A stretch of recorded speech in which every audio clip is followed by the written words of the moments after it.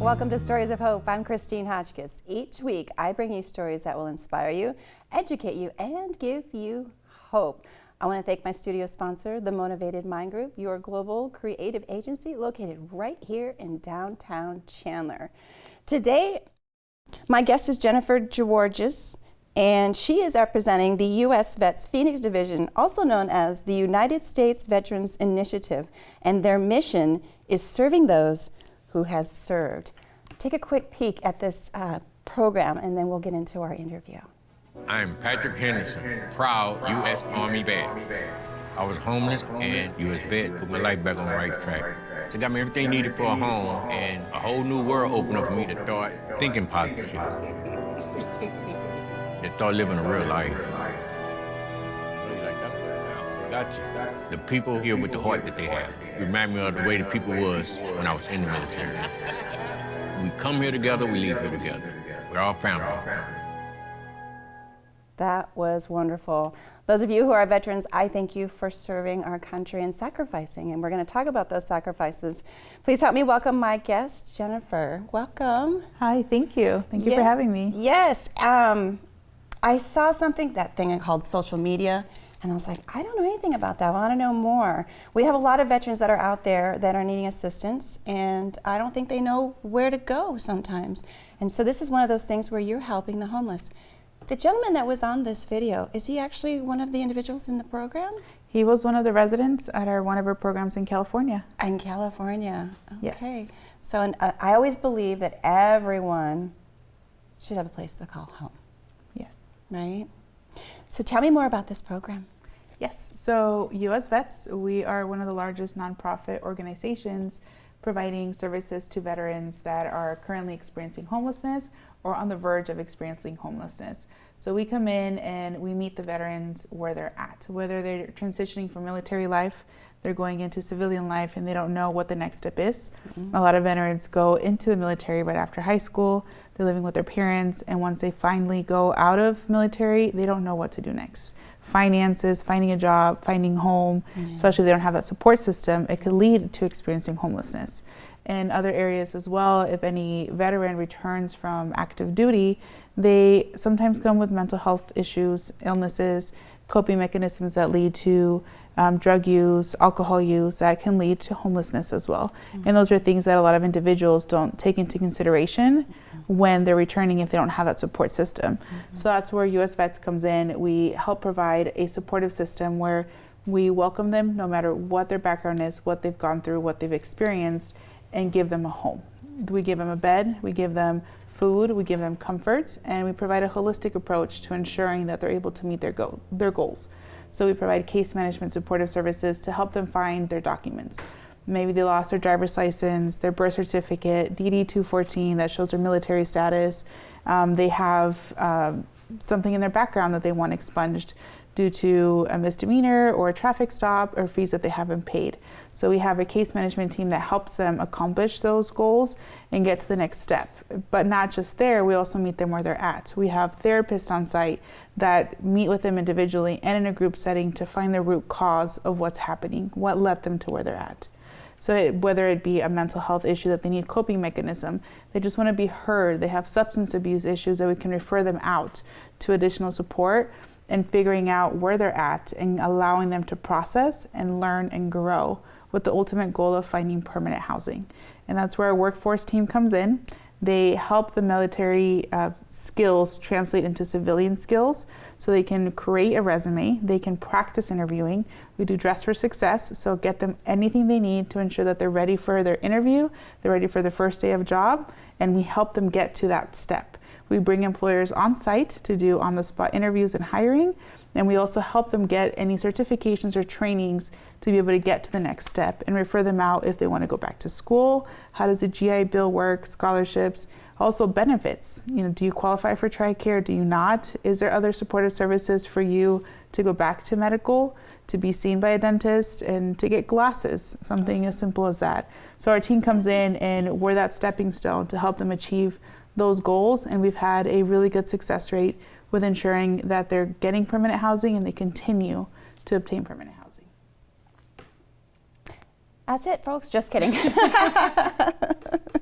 I actually had the privilege of walking on a new property that you guys have recently acquired. And when I went to the address, I was like, wait a minute, this is an old hotel back in the day. And sure enough, this facility is now going to be one of these homes. So right now you have 2 smaller locations. Tell me about those. Yes, so right now our main facility is located on Grand Avenue and 35th. And that houses both male and female veterans, and it holds up to 170 plus veterans on site. On top of that, we also have Ashley's Place that we actually just opened up, and it houses military sexual trauma victims for any veteran that identifies as a female. And we're allowing them to come in and process, be in a comfortable environment where they can provide supportive services and also continue into their journey. And with the new home opening up soon, which I'm super excited, it will be a home for over 180 veterans. That's amazing. It's going to have long-term supportive housing, so it's going to have apartment-style living facility. So it's going to have a kitchenette, their own room, their own bathroom. We're going to have shared rooms as well, but the best part of it is a kitchen, which we currently don't have, and then also a wing just for women. So anyone that feels unsafe, that wants that extra support, we're going to have the women's wing where they have their own lounge, their own laundry, and their own rooms. So it's going to be more therapeutic. I think this is great because I said it's an old hotel. They actually gutted it out to have all these different things that she just mentioned. It's pretty cool. I mean, right down to the concrete and some of the things that you guys had to fix because the building was quite old, so that there's safety and there's a place to call home that you don't have to worry about whether the water's going to come out of the wall, like because she has had some plumbing issues, some electrical issues, a lot of other issues. And there are 4 parts to this project that you guys are working on? It's divided into 4 sections. So right now, the residential side is the one that we're actively working on. That's the one that we had to repair all of the plumbing in there. We had plumbing that was being held on by duct tape in this facility. Duct work for the rain that was literally held on by duct tape, and it fell apart during one of our monsoon storms. And the foundation itself, the rebar that's used to hold the load-bearing walls, was eroded. So we had to go in and ensure that this was safe. Sounds like that movie, The Money Pit. Pretty With the much. big hole in the floor. So let's talk about some of the programs. You said a few different things. You have mentioned the let me try this again. Domestic violence, abuse. Yes, for military sexual trauma survivors. So a lot of people don't want to talk about these things because we don't know what to say, we don't know how to feel, we don't know how to help. Tell us more about this program so that we know more about it instead of assuming, okay, this is what they do. Yes, so for any veteran that comes into our facility, we do a mental health assessment. We don't push for answers, we don't push for trauma, we just ask them how they're doing. We ask them what their past was like and if they like to share. Once they're ready, you have to build rapport, you have to really get to know who you're talking to. It comes with any therapist you talk to. And once they're ready, they disclose trauma. They disclose abuse, domestic violence, military sexual trauma, which for some reason it's still considered a big taboo to talk about. And when you were saying that, I was thinking, I was told, maybe that's not something I want to ask about, but since you're here and you're representing the organization, I'm going to allow you to actually tell more about that if someone really wants to know more about whether they actually fall under that. Yes, so you don't have to check a box, you don't have to label yourself, just express what you've gone through and we'll let you know if you do qualify for this. You know, we understand where you're coming from. We have licensed therapists on site that will allow you to cope and process and disclose information that you've been holding through. And one of the things we've noticed is that women can be very resilient. And a lot of the times, including myself as a woman, we don't want to disclose things. We want to say, you know, we're strong, we can do this, I can do this by myself. And that's what we're getting with a lot of our military females, is that they don't want to ask for that help. So we come in and let them know it's okay. I think the reason why we don't is because judgment maybe sometimes, or we think that we lack something that think the society should say, well, you should already know this, or why are you asking, that kind of thing. So I'm glad that you put that out there, that it's not that. And ladies, whether you're in military or not, yes, myself included, as you mentioned, regardless of the age, it's okay to say, I can't do this, and no, you don't have to know it all. It's okay to ask for help. It is always, and we hear that, but are we actually practicing it? So now you have these other programs where you have the gentlemen that come in there, and I'm not going to say just gentlemen, both men and women, as you've also mentioned, because we're in a different era, how they identify themselves, male or female. PTSD is something that we all hear about with the military, but your program is going to allow them to get more back on track, not just their mental health, but what part of the PTSD are you helping our veterans when they're coming into this facility to get back on their feet and live a life that's the best that they can? We allow them to express themselves to find out what their triggers are. From there, our licensed therapists and our case managers work with them in finding coping mechanisms. It's very common that a military member might be triggered by fireworks, and that usually comes around for New Year's and 4th of July, Independence Day, and we prepare for every and all occasions. But it's not just the fireworks. It could be a dog barking. It could be the scent of someone. It could be the smell of food or the sound of a train. And we allow the veteran to express themselves as to what exactly triggers them and how we're going to work together to find that behavioral health therapy or that intervention to learn, okay, this is your trigger. This is how you start acting when that trigger is being pushed. What can you do? Right. Where can you go? What's your safe space? And that's the main thing. They don't have a safe space. It could be that their room is not going to be their safe space. We have a respite area where they can go and de-stress.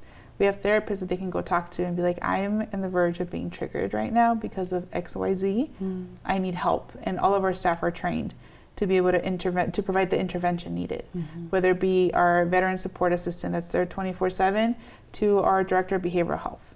And they're able to provide that support. So it doesn't matter what kind of triggers there are, we allow the veteran to let us know and open up the doors to being okay with them saying, I'm being triggered right now. And that's normally not able to be done in a different environment.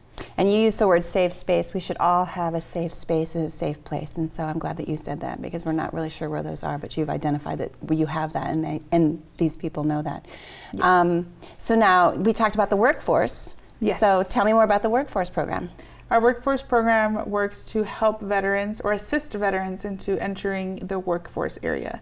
So there's a lot of veterans that have not had a real job, as society calls. They had a career, they had a job in the military, and they have skills that a lot of us don't have.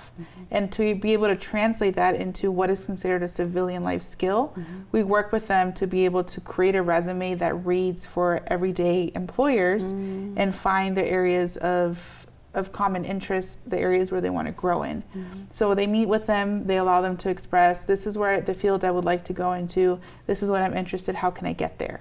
And then our case manager or our workforce supportive assistants, they'll meet with them, they'll help them search job criteria, job availability. We also partner up with Goodwill, who helps us out with getting employment, and then also dressing for success as well. We partner up with other organizations such as security companies, any other retail agencies like Walmart that's been coming in to provide support for veterans and also hiring veterans. So we're able to do that outreach through the workforce program. So it's easier for the veteran to focus on mental health, focus on getting the documents that we have and bringing that support to the program, where they can go right across the hallway and say, I'm ready for a job, who's hiring? And we'll let them know, these are the people that are hiring, what are you interested in? And then that goes to the dress attire. So they have to be able to present themselves. So you have someone that helps them with that? Yes, our workforce team, we have a clothing closet. So when it's time for interview, we find out, okay, where's your interview going to be? Is it going to be in person? Do you have to dress business casual, business professional? Do you need work boots for your first day in the job? Do you need a work belt? Do you need construction tools? So we're able to go into our clothing closet and figure out what sizes they need, have them try it on, so it's similar like going shopping, so they have that independence and that liberty to go and shop for what they need for their first day on the job. So this closet, is this something that other people outside can donate to, or you are partnered with other organizations? I mean, you mentioned Goodwill and how they're part of it, and we all know who Goodwill is. I don't know if they actually give you an overflow of stuff that they don't get sold, or I don't know. tell me more about how this closet is built. Yes, it's with a lot of donations of the community. Okay. During spring cleaning is our biggest our biggest donation time. Anyone that has suits that they no longer like or it's out of fashion, we get a lot of donations come through, and we're able to organize them by size, by style, and that way when the veteran comes in, they can go straight to, I want a black suit, or I want a brown sport coat, or I want a button-up that's yellow or orange. We're able to kind of display similar to a store, and a lot of it is thanks to our community. They've been able to go into the facility, drop off.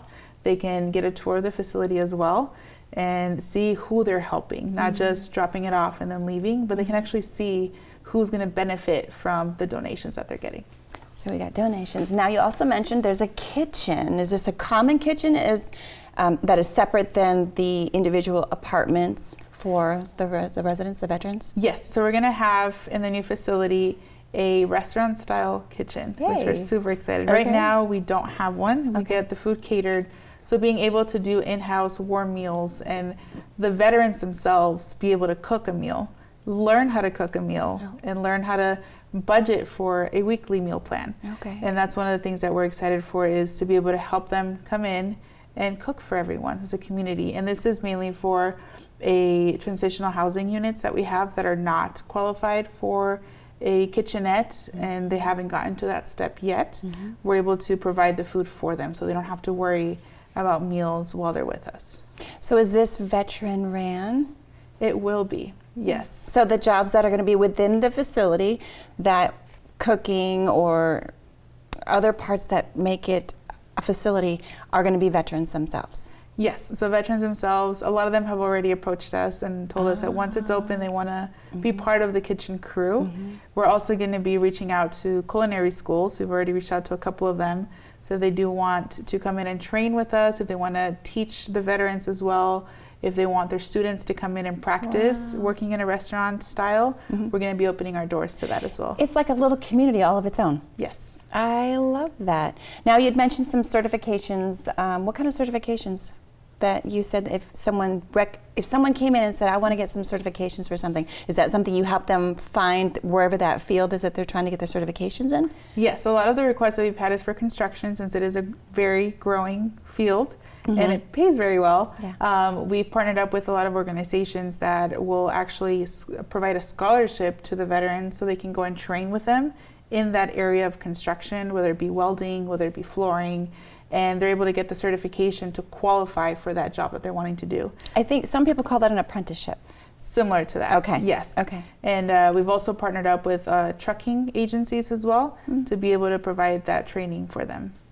Now, so we already talked about how small the other two facilities are and how much more opportunity there is going to be with more veterans. Where do the veterans come from? I don't want to say where do you find them. That sounds very insulting. And when you say homelessness, it's like you're not going to look at the corner. We've all seen that there's signs of people that are saying that they're homeless and veterans, and I don't know what to believe at this point, unfortunately. That's the sad part. But how are the veterans going to find you? How about that? Yes, so we have our outreach team. So our outreach team goes into encampments every now and then, but we partner up with the VA through the Community Resource and Referral Center, so the CRRC, and that's their one stop that they would have to go through. So they can either call us, they can reach us if they do have access to a computer, that we have a general email that they can email us on. Facebook, they can send us a message on Facebook as well. And we would first take them to the CRRC. That's where we verify veteran status. Once they're referred and assessed for veteran status, then they'll be sent over to our program. So I have to ask the status part. What qualifies them? Because some people say I'm a veteran, but you have to be in for a certain amount of time. What's the process? As long as you were honorable or other than honorably discharged, you qualify for the program. Okay. I love it. I can't wait to see this facility when it comes about. Tell me some success stories. Yes, we actually had a veteran on Thursday. We have a town hall which is held once a month, and we allow veterans to express themselves, give recommendations, and also share success stories. We had a veteran that came up and wanted to share how grateful he was that he was able to be with US Vets. He said that he started with just the clothes on his back when we found him. That's what he says. Like, when you guys found me, You guys gave me a bed. You guys gave me a warm meal, a place to shower, and time to realize where I was at in my life. Time to find out what, I think we all can feel lost, but that's a beautiful way of saying it, finding time where I'm at in my life. Yes.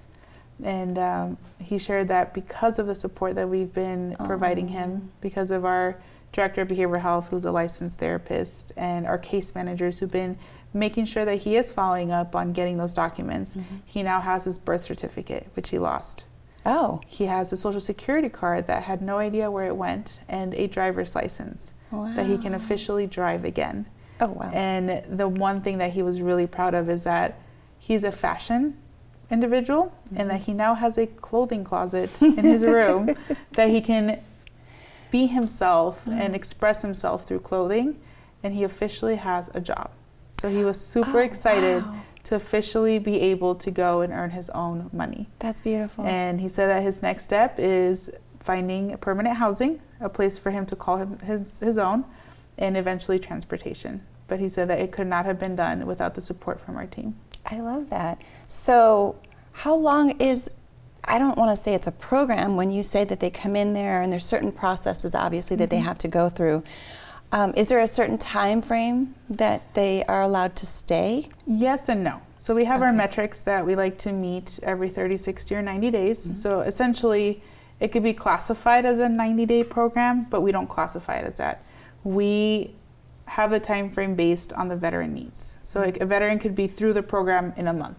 They got in, they got a job, they're good, they have their housing, and they're out. Wow.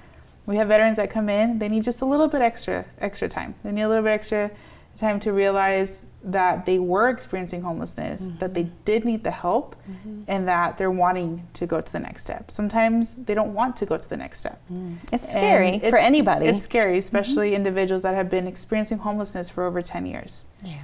And it could be a process from just 30 days of them being okay sleeping indoors. So we don't like to time them, hey, your 90 days is up. No. We check in with them, hey, you've been here for 30 days and we've done this so far. How do you feel about checking in the next 30 days to complete these next tasks?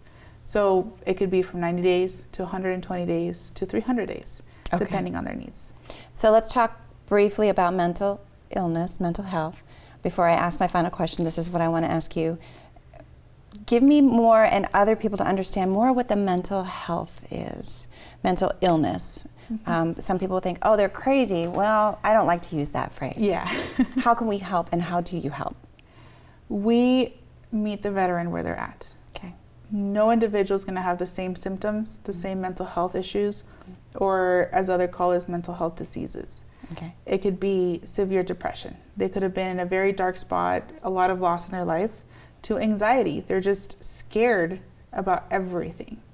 And a lot of people, when they have all of this built up emotion and they don't know how to express it, there's a behavioral outburst.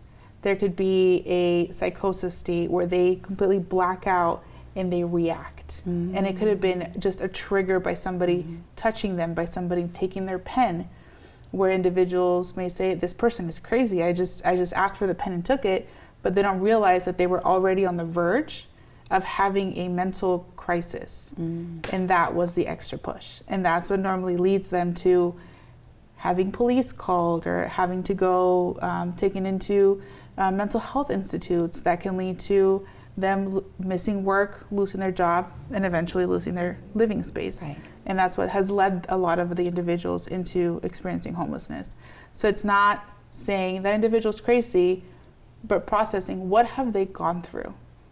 What was their wall? Like, what was it that caused that explosion? We don't know how individuals process. No. So for us, we take it as it doesn't matter what they're going through, it's how they are processing it. And we meet them where they're at and ask them how they're doing and help them, teach us how to help them as well. If we could all talk that way, we would be doing so much better. But I know it's never going to happen, so that's why we have the organizations that we do and the education that each of us can teach one another how to help other people and be a better person, for goodness sake, right? Yes. Were there any other programs that I did not ask about that you want to share? Yes, we do have not just our program that helps veterans experiencing homelessness, but we also have a program that helps prevent homelessness. So we have our supportive service for veteran families, and this is a service for individuals that are on the verge of being homeless. They received their eviction notice. They lost their job and they're not going to have enough funds to pay for their rent or their mortgage in a couple months.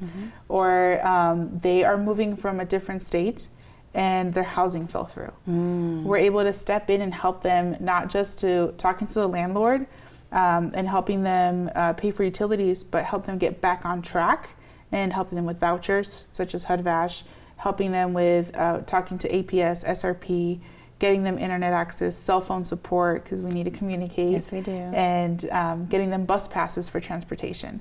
So individuals that are on the verge of homelessness and they feel like they're just drowning, we're able to come in and provide those supportive services as well. And we also have aftercare. So any veteran that has gone through our program and has gone through a speed bump in their journey and they just need that extra support, aftercare can go in and provide that care to help them get back on track. Nice. Things we can't learn in school. This thing's called life, right? Yes. Thank you for sharing those programs. A lot there to take in, and throughout the program we have given the contact information as to where to be found, but I also understand that you have a Facebook page. What is the name of the Facebook page? It's US Vets Phoenix. Okay. And this is the only large facility that's going to be here in the Phoenix area, or is it just one for now that we're starting on? One for now. Okay. Yes. Because it's big. It's a big project. It's a big facility. It's pretty big, and my hope is to be able to reach out to not just the Phoenix area, but the whole Maricopa County. Yes. And be able to provide more supportive services in the state of Arizona. And how many did you say veterans would be able to be at this facility? Over 180 veterans. And I am certain there are more than 180 throughout this area that are going to need homes. Oh, yes. So I love that there's a potential for more in the area. Wonderful. So now I have a final question. This is for you, not for the organization. If there was one question I could ask to get to know someone or think I know who they are, it would be this question. Based on your journey of life, what message would you like to leave? Whew. Okay. That's a tough one. I think from what I've gone through in my life experiences, it would be take a deep breath, sit back, and just remind yourself that you're here for a reason. I think that would be the one thing I would tell everyone, and that's what I tell a lot of my family, my friends, past clients, is that you're here for a reason. So let's sit back, just take a deep breath. We're going to have stuff happen in our lives. Yeah. It's a matter of how long, like you said, sit there for a moment. Yep. And breathe in. Take it all in. Yeah. It's going to be okay. We've made it past what we thought was our worst day, right? Yes. Here we are another day with a joyous one, or some that are not, but you will get through it. Thank you for that message. Thank you. And thank you for being my guest today. And thank you for the organization that is out there helping veterans. And now we have the ability to give a resource to those who didn't probably think that they had one. So when you see this or hear this, please share it with anyone you feel that would qualify or think that they need it, because it's much, much needed. And it's available too. Yes. Again, US Vets, it's the Phoenix Division, United States Veterans Initiative. Mission is serving those who have served. If you have a story that you want to help someone else on their journey and give them hope and inspire them, or a nonprofit that's making a difference in the community, please email me to the address of stories@ChristineHotchkiss.com. If you'd like to be a sponsor, you may also email me to the address of stories@ChristineHotchkiss.com.